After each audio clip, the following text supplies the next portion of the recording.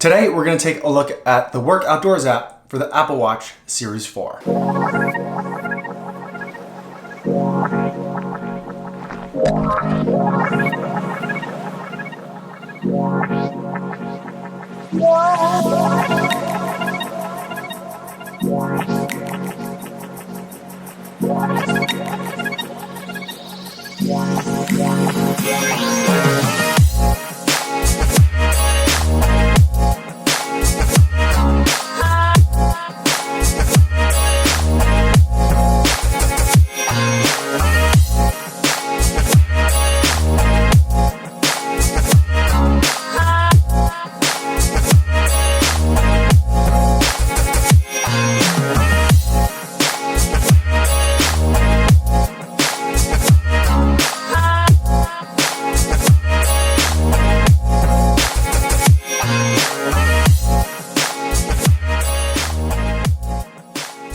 .50 miles, 8 minutes, 27 seconds per mile today. Running in the Brooks Ghost 11 here around my in-laws' house. Beautifully balmy weather for this time of year in December, right around Christmas time, and it's still just around at the freezing point, which is a little bit warmer than it usually is, so really enjoyed my time out there today. And I was running with the Work Outdoors app, using that to track my runs for the past couple of days. Now, I've been teasing screenshots of this and other shots of this app on my Apple Watch over the past couple of days, and this is one that you guys have been asking about. So hopefully this is one that you guys are excited to learn about. And this is an app that's been exciting for me because I think I finally have all the pieces that I need for my Apple Watch. I've been using the Garmin VivoActive 3 for a very long time, and that was a fantastic interface. It did everything I needed in terms of running, but the Apple Watch Series 4 was something I received as a gift. And the things that it can do besides running were just so amazing. I've been trying to find a way to kind of have my cake and eat it too, and having the best smartwatch experience I've ever had, plus a really great running experience. And this is it. But you have to put in the work for it. That's the ultimate takeaway. It's $4.99, which is relatively expensive for an app, but I think it's worth it. It's just the one-time purchase.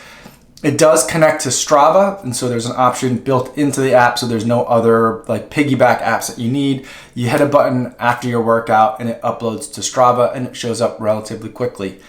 One of the things I will notice is that comparing it to, say, for example, iSmoothRun, which I tested a week ago or 2 weeks ago, that one, the paces seem to come over much more reliably.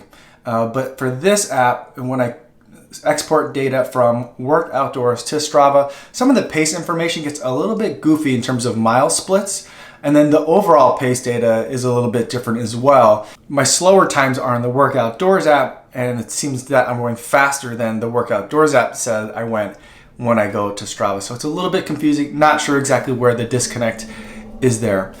In terms of during the run, there's a whole bunch of different configurable screens, and you can configure your screens to give you different data depending on the activity that you choose. There's a lot of activities that are pre-populated in the app, too many probably in my opinion, but for me, I pretty much only run, and every once in a while I might get on a bike, and usually if I do, it's for commuting purposes, so not to work out. So I'm probably not the best person to do the multi-sport tracking review of this app, but for running, it had like 5 different screens that you could swipe through as you're running. I don't like swiping or having to scroll through data fields. I really want everything just on one screen if I can. This one, I was able to get everything I needed on 2 different screens, and it kind of gives me 2 different use cases. The one overview screen that I used is the one that I used when I was out in Pittsburgh. I had a nice long run, leisurely, just getting out there, getting some miles in, and doing a little bit of run tourism at the same time. Having a map and just general things like my overall pace, basic information was really nice, but I really wanted just the map and the distance info. For other runs where I wanted more specific data, I could swipe over, and then I have one that gives me instant pace, average pace, total mileage, heartbeat, and my lap distance, which has always been like that last little piece that's been really hard for me to get it right in other apps. And this app does it right, but you have to really dig through the settings to figure out what you're gonna want and how you want it to work. So for me, the most difficult part of getting the lap timing right was, number one, I had to switch the setting so that way the double button press, the crown and the other button, was set to lap, because the default is set to pause activity. And the other thing that I had to do was figure out how to make it so that when the mile markers changed, the lap wouldn't also change too. So take, for example, I need to run a mile at a tempo, recover for a quarter mile jog, and then run another mile. That gives me like a total of 2.25 miles. The default behavior in this app is after I've run the mile, I'll set a lap. I could jog another quarter mile, set another lap. And in that last other mile that I have to run, when it gets to 2 overall miles, in other words, 3/4 of the way in through my second interval, it will reset the lap automatically for no reason. That's a default behavior. You can change it so that way the laps only reset when you tell it to. So that was something that I had to change, and that was something I didn't think I was gonna be able to figure out. But after a couple of days, I did figure that one out too. So now it does everything exactly how I need. And you can even configure it to do a whole bunch of other things. You can even configure buttons to be part of your screen. So you can change it so that the buttons would be like to set a lap, to pause, to resume, to do all sorts of different tasks. But the default on the button presses is that you have to hold a button for a second. So I can't imagine like trying to run and pause or run and set a lap and hold my finger down on the same button correctly for a second. Later on did I figure out that also is a configurable behavior. You can set it so that there's no delay. So as soon as you tap a button, it automatically executes whatever behavior you want it to. So a little bit confusing on some of the defaults that they've chosen, but the fact that you can choose all these things is amazing. It's almost too much in a way. You can configure what you can't configure the long press. That's static. And that's how you will end an activity, pause it or resume it. And so that's kind of a weird hidden button, but it's the most useful one. And as far as I can tell, you can't change that activity. So you have to hold it for a second and pause it, which makes the most sense to me because in that situation, if I'm pausing a run or I'm about to end the run, I don't mind taking a glove off and hitting a button for a second to do that. So that's okay. But you can configure the 2-button press. You can do a right swipe, a left swipe, a triple tap, and a quadruple tap, if you can remember all those things while you're running. But the way that you access the settings is really confusing. There's really no settings that you configure on the phone except for the way that the screens look. That you can configure on the phone. The rest of the settings you configure on the watch. But the only way you can get to those settings on the watch, there's 2 ways. One is while you're within an activity. So let's say I've started running and then I've long pressed to pause or to reach that pause screen. There is an option to get into the settings. The other place is before I start an activity, there's no button that you can choose to get to settings. You have to long press from there and then you'll get the settings. So it's like the settings are in a secret place, which is weird for an app that configures them and also has some strange defaults.